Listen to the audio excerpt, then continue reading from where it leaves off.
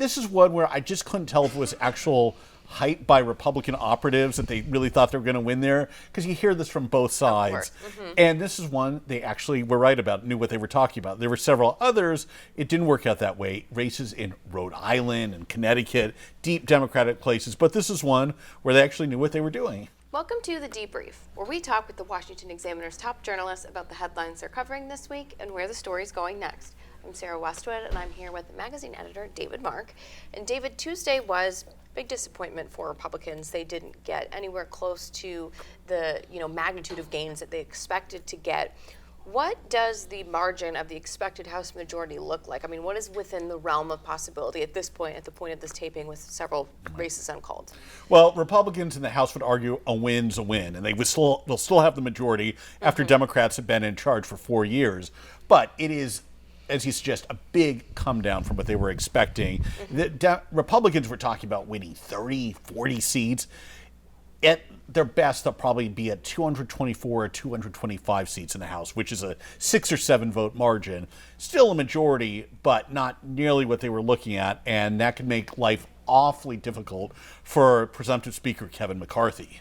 So, towards the end of the cycle, as we headed into the fall, Republicans were starting to spend in some real reach districts, right? And, then when election night started, those Northern Virginia districts went to Democrats, and it looked like they weren't even going to get what they considered low-hanging fruit. Were there any upsets in some of those reach districts? Were there any results that surprised you that Republicans actually pulled off, something, surprising?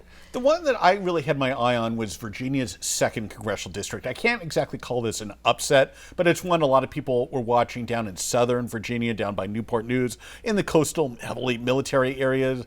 Jen Siggin, she's the Republican now Congresswoman-elect, beat Democratic Congresswoman Elaine Luria, who's won some national fame on the January 6th committee. This is one where I just couldn't tell if it was actual hype by Republican operatives that they really thought they were going to win there, because you hear this from both sides. And this is one they actually were right about, knew what they were talking about. There were several others. It didn't work out that way. Races in Rhode Island and Connecticut, deep Democratic places. But this is one where they actually knew what they were doing. The votes are still being tabulated in Nevada and in Arizona. And those 2 races will decide, who controls the Senate, whether the Georgia Senate runoff was even going to matter in determining the control of the Senate. What do you see playing out with the outstanding races? I think Democrats probably have a better shot in Nevada. A lot of those votes were drop box votes that just then got delivered to the county recorder's office after that. Those have tended to go Democratic in the past. So Catherine Cortez Masto, the Democratic senator who's a little bit behind right now, probably has a better chance of pulling that out, but we'll see what happens. Arizona is truly a toss-up.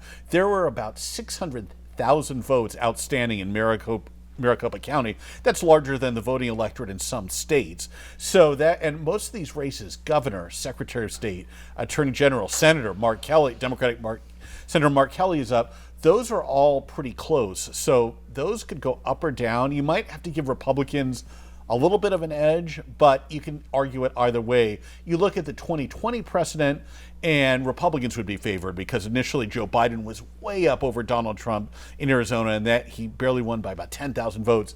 In 2018, outstanding votes favored Democrats. So depending on your partisanship and point of view, not even looking at the math exactly, you can argue it either way. We will see. We'll David, see. Thank you so much for being here. Thank you. You can get more reporting from David and the rest of the political team at washingtonexaminer.com.